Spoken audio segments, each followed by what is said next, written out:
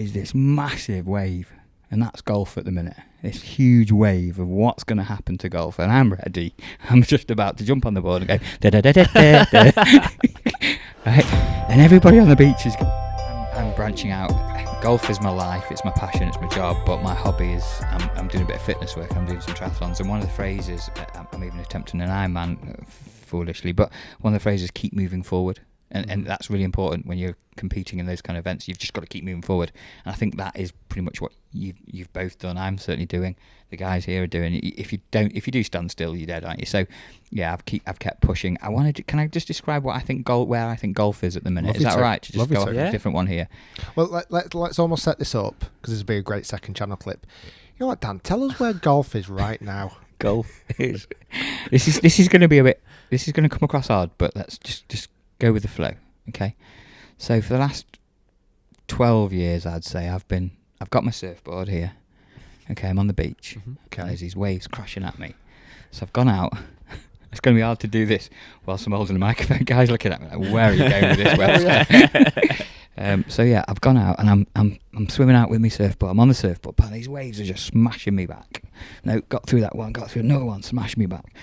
12 years I've been doing that for, and it's been hard work, and I've gone through a lot of trials and tribulations, but I'm that guy out at sea, sun shining, I'm sat on the surfboard now, just like paddling, probably having a little beer or a hydration drink now, and there's a load of people on the beach looking at me going, what is he doing out there, what's Webster out there for? And behind me is this massive wave, and that's golf at the minute. This huge wave of what's going to happen to golf, and I'm ready. I'm just about to jump on the board and go da da da da da, da. Right? And everybody on the beach is going, we need to get out there, and they've got the boards and they're smashing it and they're trying to get out as fast as they can, or they're still in the middle of the waves. So the last 12 years for me, and I think this is a big one for golf and a big one for all of us in the golf industry, it's about to hit it, you know, with what's gone on in the world.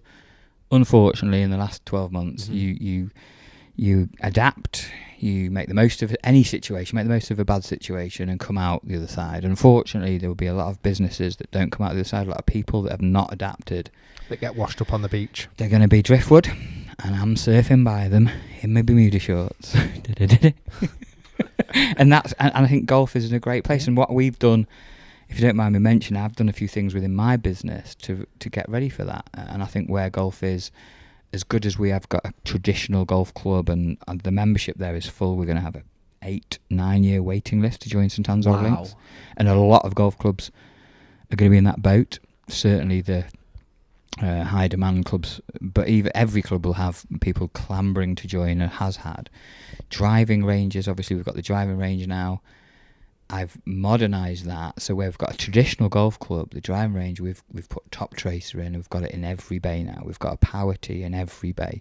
We're attracting golfers that wouldn't have generally joined a golf club, but they want to play the game, and when they're there, they're hitting a ball down the range, they're playing a round of golf at Pebble Beach on the screen, they're enjoying themselves, the ball pops, they film the ball popping up on the tee, and these families, those families wouldn't, maybe at some clubs might not be that welcome, or want to be part of that, but they're getting a golf experience, and some of them at some point will transition across to membership, which is great. But I'm seeing this two demographics. Thankfully for me, we've got both bases covered, where you can come have a family day out, hit some balls. Last week I did my level 2 award for serving alcohol. We're applying for a license to do that, because that's what a good drive range facility now is becoming, isn't it? Yep. It's the olden day bowling alley. You know. Well, I think what's interesting with that as well, you're also having a bit of a kind of a two-pronged attack at your retail business, because a lot of people, I mean, if I was a non-golfer, as great as you and your staff are at St Anne's, I'd feel quite nervous walking in there knowing nothing about golf, wanting to pick up a set of irons or something.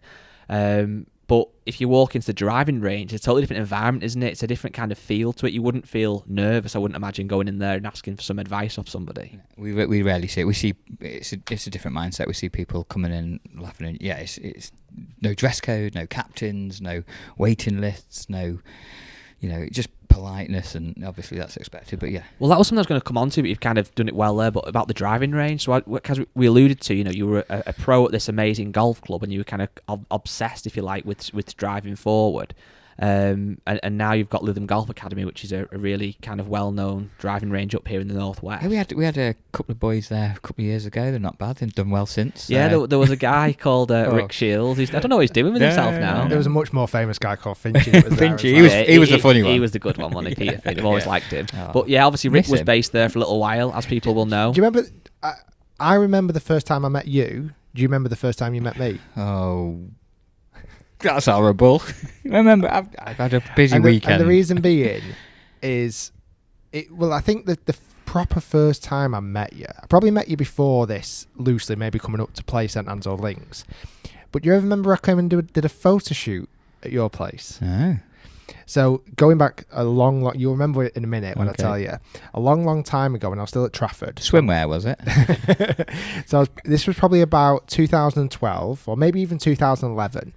There was a new golf magazine setting up, and this golf magazine had this idea of having a young instructor on there, because I've told this story before. It was really hard for me to try and break out into golf magazines, because that was the only way I could see me getting exposure, being in a Today's Golfer or Golf Monthly or a Golf Digest or something. And I could never do that because obviously there was so much established. You're thinking now, what the hell am I going to say? Anyway, there's a new golf magazine that came out, and it was actually what's the right word? Published? No, produced by a friend of mine who I went to my school college with, and he wanted me to be the pin-up instructor boy, right? Who wouldn't? Who wouldn't? So we ended up coming doing a photo shoot at in Lytham, and one of the shots I did was I was stood on top of the light, or not on top of the lighthouse, but I was stood on the plateau around the lighthouse at 6:30 in the morning one time, teeing a ball up and whacking balls out into the ocean. It was you, was it? I've read about that. They've been looking for him for ages. But then after that, the guy who made it is a lad called Steve Nicholson. If this still rings a bell now. Yeah. And he contacted Dan saying, can we come and do some photo shoots at your place? And Dan went, yeah, of course you can, not a problem. Then we said, we've got a mad idea. I want to try and do a flop shot instructional video / piece of content, but I want to try and make it a little bit different.